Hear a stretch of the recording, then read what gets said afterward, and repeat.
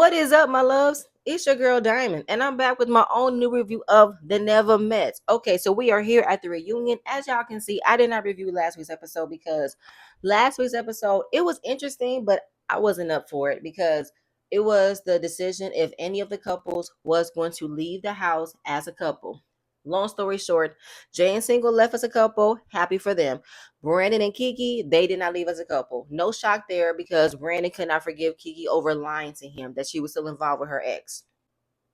No, Jared and Charlie, not a couple. There was no point. Jared was not going to be in a committed relationship with Charlie because of the amount of kids, one, that she hid from, and two, he doesn't see himself being the Black Brady Bunch. Chris and Alexis, shocking. They did leave the house as a couple, but we know it wasn't going to last. Let's dive into these reunion looks. Obviously, they wanted to have a theme. I feel like red was the theme. Majority of ladies wore red, while Alexis, Kiki, and Britt wore black. They all look amazing. All the ladies did look beautiful. Alicia with this fringe 27 piece with the blonde peekaboo. Girl, no. Absolutely not. Tati looked gorgeous. I love the red leather dress. I loved her hair and makeup. Jay, gorgeous. Loved it all. Charlie looked beautiful too. I love this cherry red that she got in her hair. It really blends in with her skin. Britt looked cute. I love the Lexus ponytail. Kiki, I did not like this hair. I didn't like the color. It was too close to your skin tone. It was a matted mess. No, ma'am. The men, Brandon, that color popped on your skin. I loved your hair. I loved it all. Hey, Cinco. Ty was fine. Chris did look good. Just don't like him. Jared looked good. Just don't like him. Irvin looked nice too. Just don't like him. Clay looked good. Just don't like him. I feel like my favorite looks of the men was Brandon and Cinco. That's it. But let's dive into this. So we're already starting off with the bullshit. I feel like I'm not going to be in order because this entire reunion was all out of order, right? We start off with Irvin and Alicia. We tackle Alicia using buzzwords to not be held accountable when she told Irvin she didn't feel safe. When even addressing the situation, she had a whole bunch of excuses. I feel like Alicia was just on the defense as to why it didn't work out because Irvin said you were supposed to bring happiness to my life and you didn't do that. Her response was, I feel like that's so unfortunate for you. And it was gaslighting. I'm sorry. While Irvin was lame when he wanted to throw out his ex in front of her, we're not going to forget Alicia did do a lot that we was just tired of. And that's another thing. Why didn't we have any flashbacks of the confessionals about what took place in the house? Why do we only circle around one thing? There have been plenty of things that Alicia has done that she needs to be held accountable for. The argument she had with Brandon, the whole thing about her condition, it was just like a lot that we did not tackle on, right? And even when everybody jumping in to call her out for being gaslighting, they were like, mind your business. But it's like you can't tell them to mind their business if we're all here to discuss what took place. You have opinions like everybody else have opinions. Whatever, okay? Because was a confused mess, okay? But in the end, she did hold herself accountable that she should have used another word instead of I don't feel safe, because if he's telling you something that you needed to know, you don't like how he's coming across, and you say that, he has no choice but to walk away. But you got to be mindful about how you say things, because how are you telling him you feel unsafe but yet you follow him to say let's go ahead and finish the conversation? He don't know how to read you. But I feel like Alicia just is a hard person to please. She thinks she's supposed to be catered to, but yet she doesn't recognize how she comes across, and I don't have time for that. I didn't like the energy. She was defensive the entire time. I understand that she doesn't want a man to talk to her any type of way, but you got to recognize how you talk to other people. You're not nice. You're blunt. You're rude. Miss me. As far as what is taking place after they've broken up, Irvin claims he's with his ex-girlfriend. He's happy. Alicia wants to play coy that she's not dating. I don't got time for this. Do I believe that Irvin's with his girlfriend? Probably not. But if we're not going to be open and honest about what actually happened in the house, we shouldn't have had this damn reunion, okay? But moving on from there, we are now getting Clay and Tati believing that they had a great relationship, but he lied.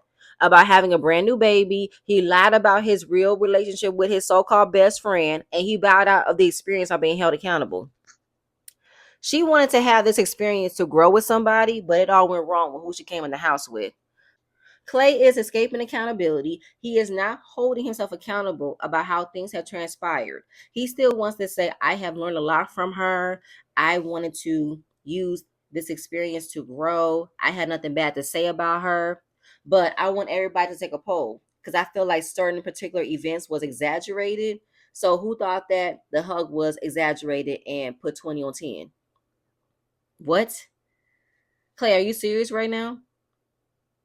You want us to admit that the hug was exaggerated because you didn't like that you probably had an inappropriate relationship with your best friend? No, sir. Even with the flashback that they revealed, the hug was still inappropriate. All angles. You hugged her too fucking close for her to be your best friend. And you did not check her about how you cannot hug him and touch him like that because he's now in a new relationship. So it's all a bunch of bullshit. Chris coming in to defend Tati to say you got to be gentle with her. You needed to clear it up and you didn't do it. She is a gentle soul. She needed to know you was going to fix it. You didn't do it. I think Clay was running from the conversation. He didn't want to be held accountable. And Jay piped up and said she wasn't even focused on the situation of him having a brand new baby. She was so focused on what happened with a friend. It was a lot of stuff that happened in the house that never really clarified anything. And that's what wasn't talked about. Why wasn't it talked about as to why he lied to Tati and not let her know he has a brand new baby? Why didn't we get that question? Why didn't we get that understanding? Why were we solely focused on the best friend and the hug? More things occurred besides that.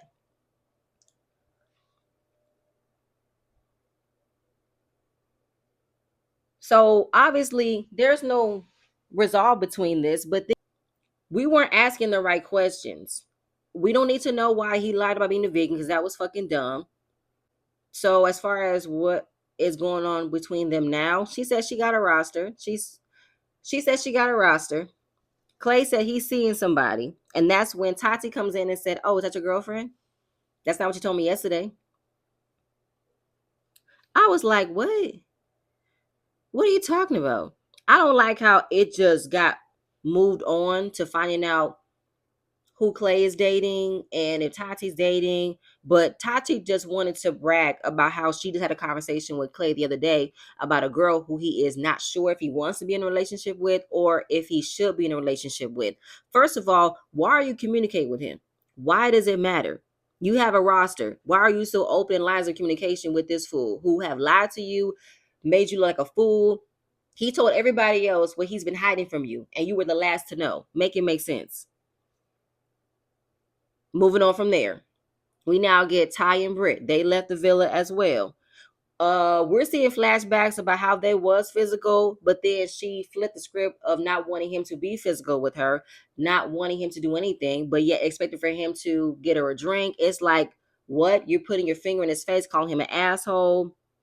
So she's going off about they've had conversations over the phone about her boundaries and what she expect. And Ty apparently kept crossing them.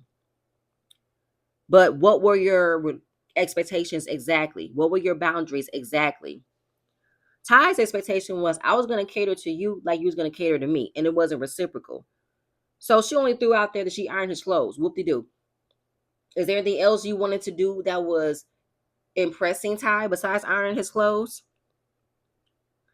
So she just goes on about how he got good massages. He was like, what, little love taps he gave me? It was like she didn't want all that affection around her, but yet that's what she expected in the beginning. She didn't like all that kissing stuff, but yet I've seen you give him pecks when y'all did the Kama Sutra challenge. And then all of a sudden you felt some type of way when he took you to his apartment, made you crab legs, asked for a kiss in the kitchen. You felt the way about that too. Like, make it make sense. So Portia from Empire wants to say when it comes to having boundaries, we did do a lot of activities on respecting those boundaries. If there's a boundary she wants you to not cross, you don't make your way to cross them. But does that apply to her crossing boundaries as well, Portia? Because she was touchy feely with everybody else in that villa besides her man. She's not addressing the fact that she was stepping other ladies' boundaries by being flirtatious with their men. They went back and forth. And I think that Ty caught her in a couple of lies about how she didn't want all that affection from him.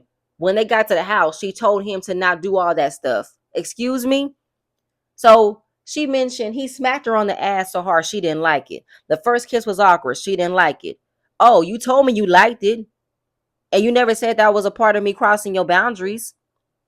But Brittany said she did not express what her boundaries was. She wants to keep the peace and not shake the table or not let nobody feel some type of way. But you should have spoken up. But that's the thing with Britt. How is it that you want other people to respect your boundaries, but yet you ran from accountability about how you wasn't respecting everybody else's boundaries? Like, why didn't we get a flashback of how she was doing way too much, flirting with Cinco, with Brandon, with Chris? Why didn't we get that? Remember, she ran from accountability to not understand she was doing the most with other ladies' men and didn't understand why they felt some type of way. Like, I don't understand it. He said she no, she said she did not speak up enough for herself in other relationships when it comes down to her wanting certain things, not wanting certain things, because she didn't want it to be an issue. I'm with Jay. Jay's expression was like, girl, please, you just did not like that man. I feel like once Britt realized what the other ladies was bringing in to the house, that's when she was turned off by him. She was only able to stay in this situation so she could be on the show. And once the house was solidified, they were on this show filming, she took her time to flirt and get to know everybody else besides her man. It's obvious Jay does not see it for Britt. And then we get to a little moment as to why Jay don't like Britt or why Britt don't like Jay. Jay was like, listen, I don't know why she don't like me, but I felt like she only said hi to me because she wanted to get close to Cinco. That's when she'll only say hi to me. And I believe it. And Jay did admit that Britt did drink a lot and she was touchy-feely all the time. Nobody else said anything.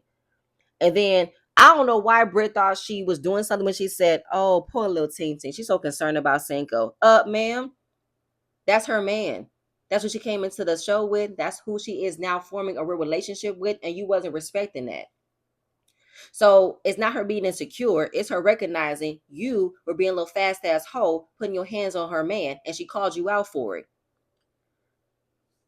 Girl, you wish you had a man like Cinco. Miss me. I'm sorry. Like, I was with Jay.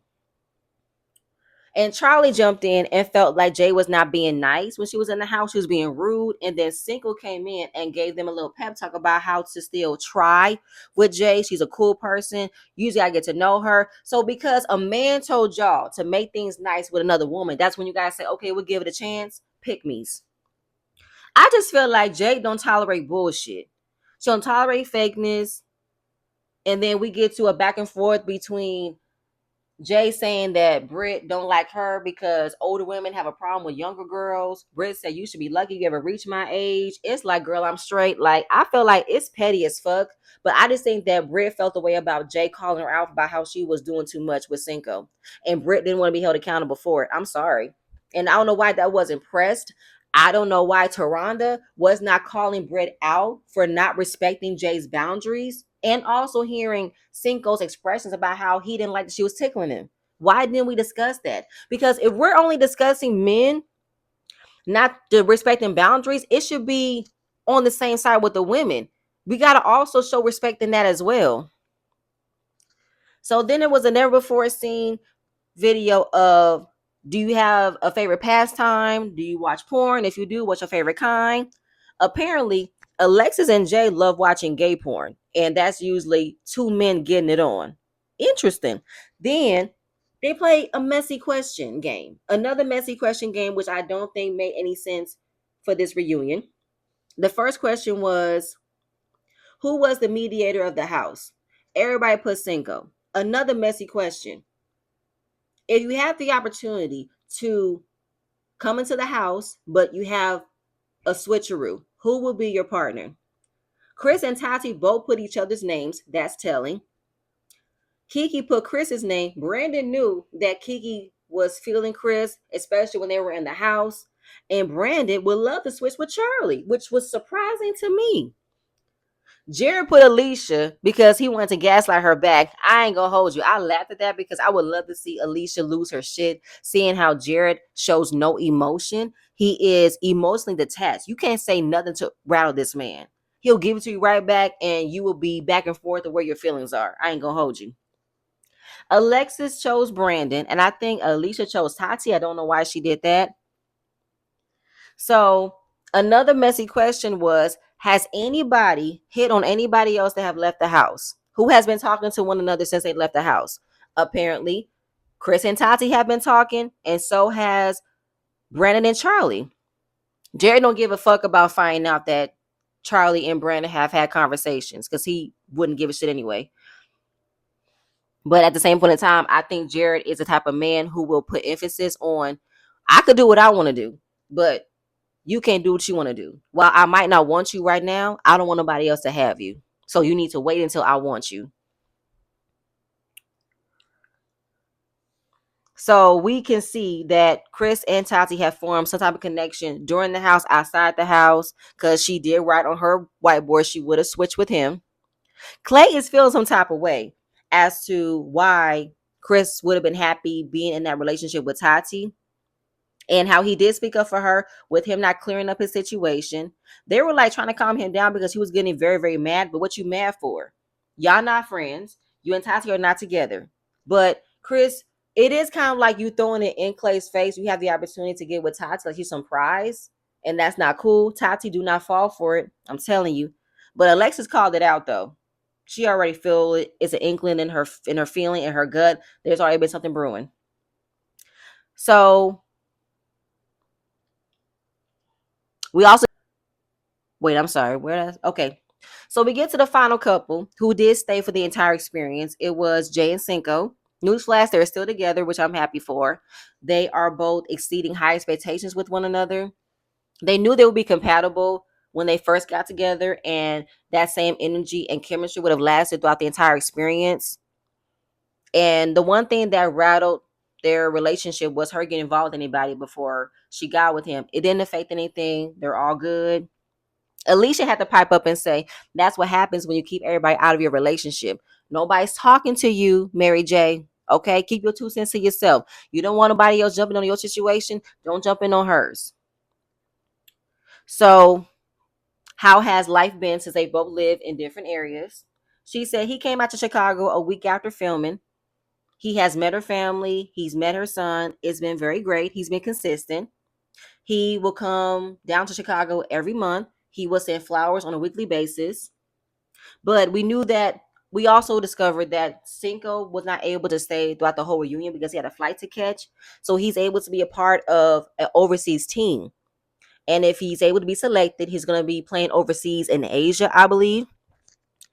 And how will Jay operate if he does get selected to play overseas? Will she move? Will she visit? She said no, she don't like plane rides because she's not ready to make that decision because of her son. But come on, Jay, you gotta move an inch a little bit. We see how Cinco is being very consistent. He's also very communicative. He loves to talk. He has a great relationship with her son. I am seeing the effort that Cinco has put to be a part of her life, but I don't see as much of effort from Jay. I don't know if she's not trying to put all her eggs in the basket as of yet. Maybe she wants to see a bit more from him, but this might be a testament though. For him to play overseas, how would that work? And I can also understand that maybe she doesn't want to move to another area where she doesn't know anybody. Considering the fact that he has the ability to travel back and forth without a problem, that's probably why she is consistent with staying where she's at. But I'm rooting for you being a basketball wife, though, Jay. Rooting for you, okay? But I wish them nothing for the best. She gave him a kiss to leave. I'm very happy that they're still together. And then we move on to Chris and Alexis package. Chris did not want nothing to do with Alexis, okay? He wanted to defend the fact that he wasn't a sexual person and he didn't want to be viewed as a piece of meat. But it's like she got what she wanted. What did she get? He sent a dick pic. But if you don't want to be seen as a sexual person, why send a dick pic? Oh, it's because he didn't want her to believe that he wasn't rocking with a monster. Boy, bye. Like, at least did you allow her to taste it? Okay, what happened? Now, for me, it was a crock of bullshit that he just did not want to explore her in that way. He didn't want to consummate their relationship. But apparently, it is revealed that they actually did get intimate, but it was such a private thing that they did. And I didn't like the way that Jared and Kiki all jumped in and said, I saw them. I saw them. Her glasses was fogged up. I saw something peeping in the corner. There was some nude action. I was like, what the hell are we doing? What actually happened? And why can't y'all say it? We are adults. But I feel like Chris and Alexis probably did have sex, but it was private when he didn't want it to be revealed to everybody that he had sex with her. Hence why he doesn't show her any type of affection when he's around everybody. He allows for her to touch him, but he wouldn't touch her, which I don't like. And what was the lesson after you guys have watched each other on the show and now y'all not together? Alexis said, having seen herself on the show, she had to do some self evaluation. While there were some parts about her that she didn't recognize, but mostly was put on him because he told her that she triggers him. Now he wants to look confused. How did I trigger you? What are you talking about? You wanted to use your trauma of having controlling parents, and you literally blamed every single situation on her when she never did anything wrong.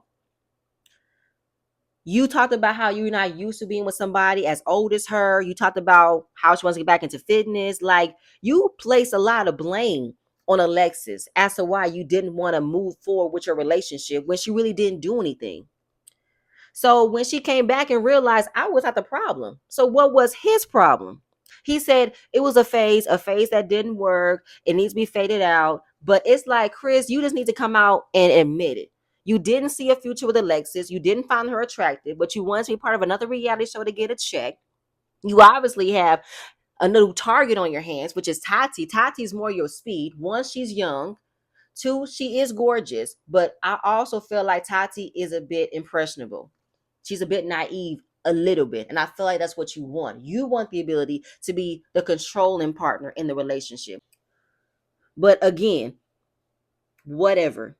And Tati, don't fall for it. Now, Clay has a serious bone to pick with Chris. For you to say you're not a sexual person, but you already have it in your mind that you want to be in a relationship with Tati if there was an opportunity. So what's up with that? I mean, Clay had a great question, but I don't understand why Clay is so bothered by it. But I have to agree. For me, you would put all that sexual energy onto Tati because that's who you want to show attraction to. That's who you want to do all of the things to make her feel special and beautiful and wine and dine her. Alexis was not your type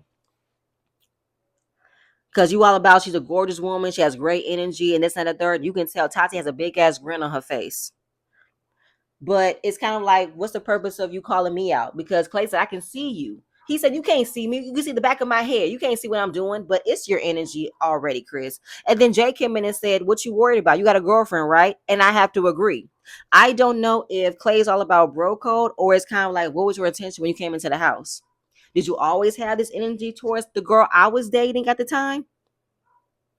I don't know. Don't know.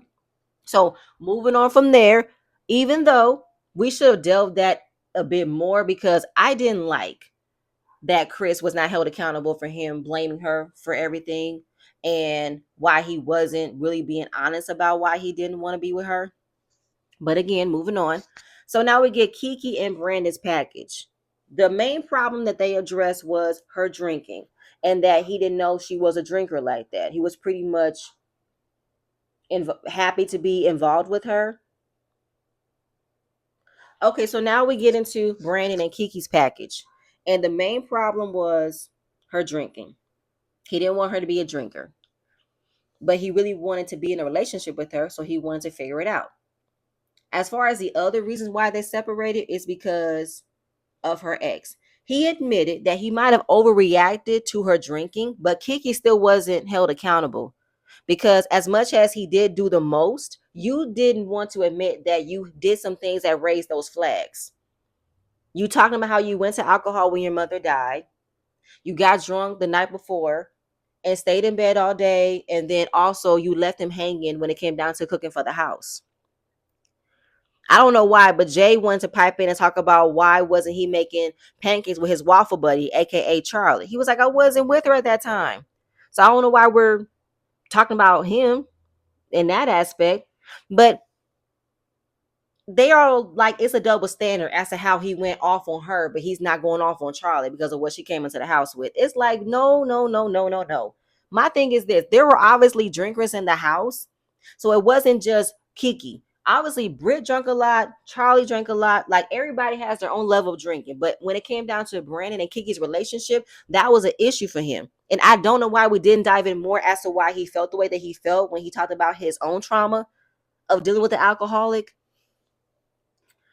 So he was like, listen, had you told me about your ex in the beginning, it would have definitely been a deal breaker. It would not have been something he would have been able to fix, able to work through, because he's done with that. But she wasn't ready to deal with the consequences of her ex not being together. And Brandon knew. But then she also said, I view you as a best friend and I value that in a relationship. And Alexis had a great question. She's like, can I ask you a question? Usually when you hear the term best friend, right, that's usually somebody who knows you more than anybody. They have a different title than a regular friend.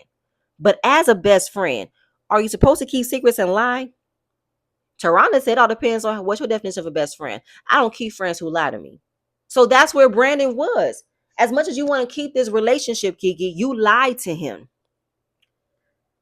And I wish we would have stayed more on that, because we did not dive into why Kiki lied and why she gaslit and manipulated him, because she didn't like the fact that she was held responsible.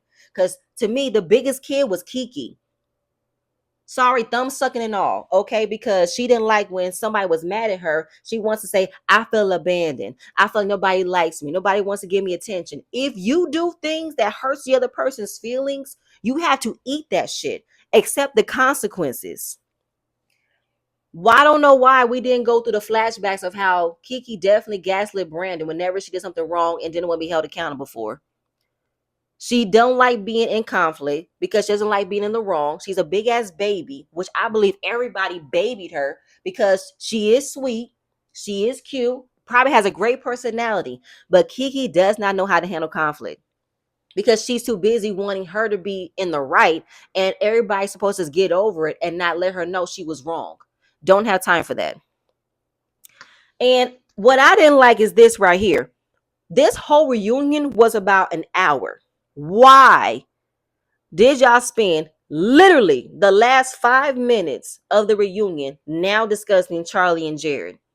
We should have spent a good 10, 15 minutes on them because they had the biggest problems ever in the house.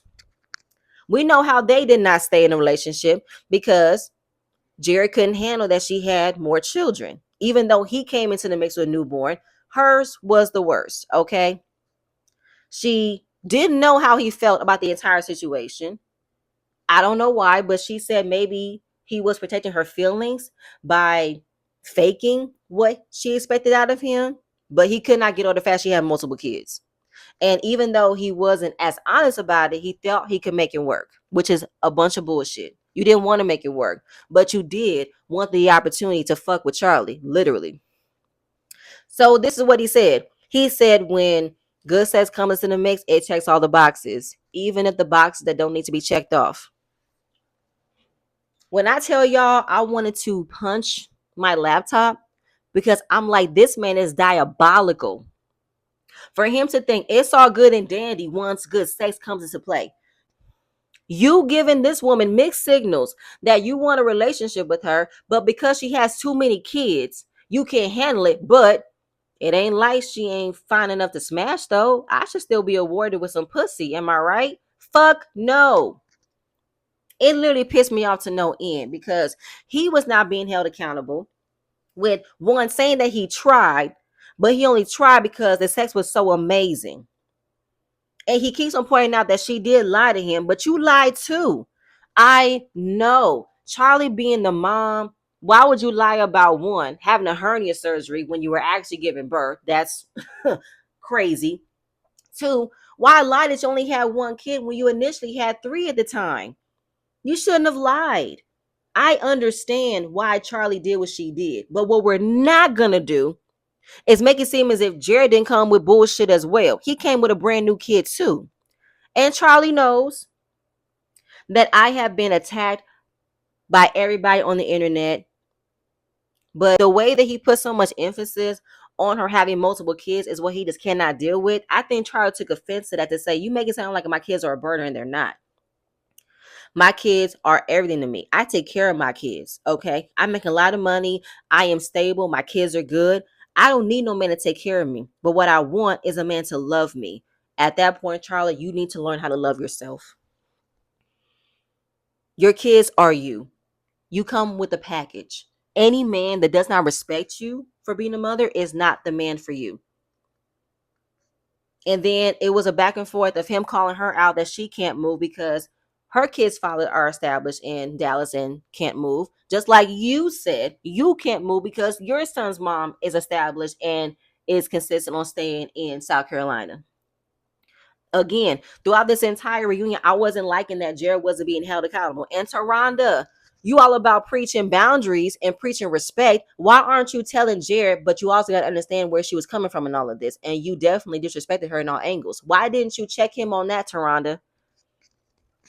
So they did a flashback of all the times that Jared was telling everybody else he's not moving forward in a relationship with Charlie.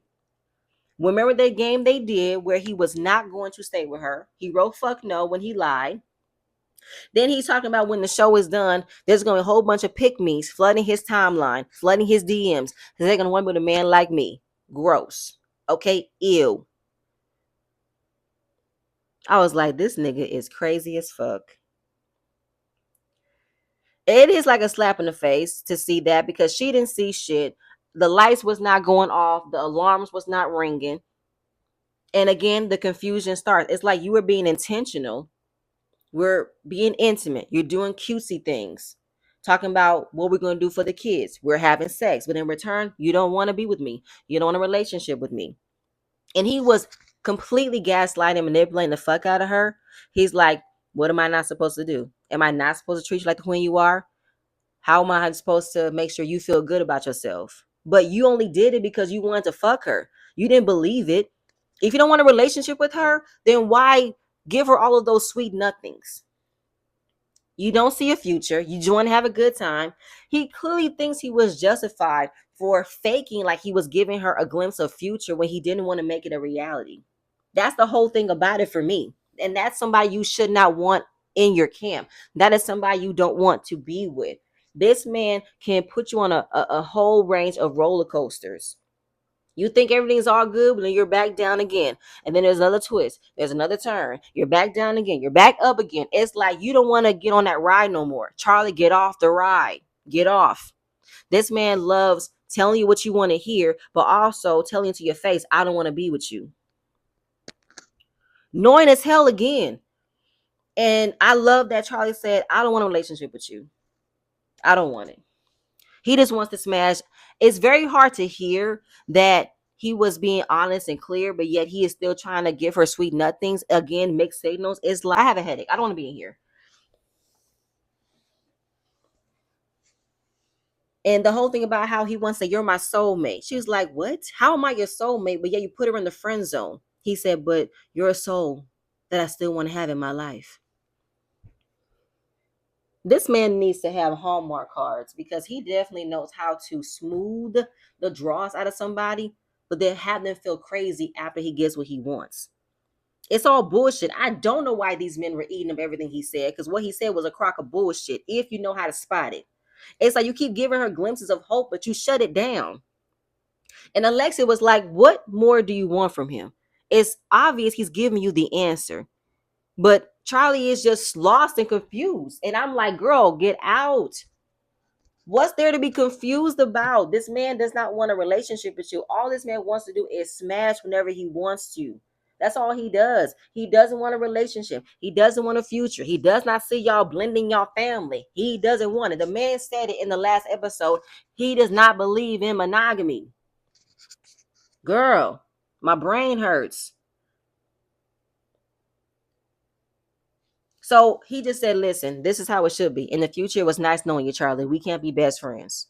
We shouldn't be nothing. Meaning, because I didn't want to put a label on what you wanted me to do. You're not going to operate on how I want us to move forward. There's no point in us having anything with one another. We can tell she still loves this man. She needs to get out of that. She's definitely that tattoo removed. She should. Thank God that Alexis said, I know you might want to hear, but you need to look inside yourself about what you expect out of a man. Do not fall for the okie doke. Don't fall for the bare minimum. Do not do that. So she tells him, thank you for being honest. And he said, I'm here for you if you need me. No, nigga. See, there it goes again. Do not collect that ticket. Do not get on that ride. This man loves to check the temperature if a girl can still give him what he wants after he just told her what he doesn't want to give her. Dangerous, dangerous, toxic, toxic. Run away. And that was pretty much the end of the reunion and the end of the Never Mess. My head hurts. You know what I'm saying? It was kind of like we could have had a real conversation about how everything transpired in the house and talked about everything, because I honestly feel like we was removed about what the message was and how we all need to be respectful of our bodies, respectful of our time when we're are creating something with somebody. And I felt like Charlie's time was wasted, Britt's time was wasted, Brandon's time was wasted, Ty's time was wasted, Irvin's time was wasted. It's like, if y'all bring this back, I'm gonna need for y'all to do a deeper dive and a proper dive on actually getting people selected for this show who wants to have a relationship. Don't just give people who wants to elevate their platforms on social media. And if you're going to give us twists and turns, can it be resolved in a way we can all understand? Because I really got annoyed that it was just a whole bunch of maneuvering around and only bringing up certain things and not getting a full understanding on. Okay, but I enjoy reviewing this season. I enjoyed this show. I hope it comes back because I cannot wait for another twist and turns of a season. Okay, and maybe a better reunion. And Taronda, I love you, but you're not the proper host for this. You don't ask the questions. You don't demand proper answers. You don't demand proper understandings. You don't call people out on their bullshit. You don't do it enough for me. But y'all, that's it. That's it. That's all I have. Please stay tuned for my next video. I'm see you guys later. Bye.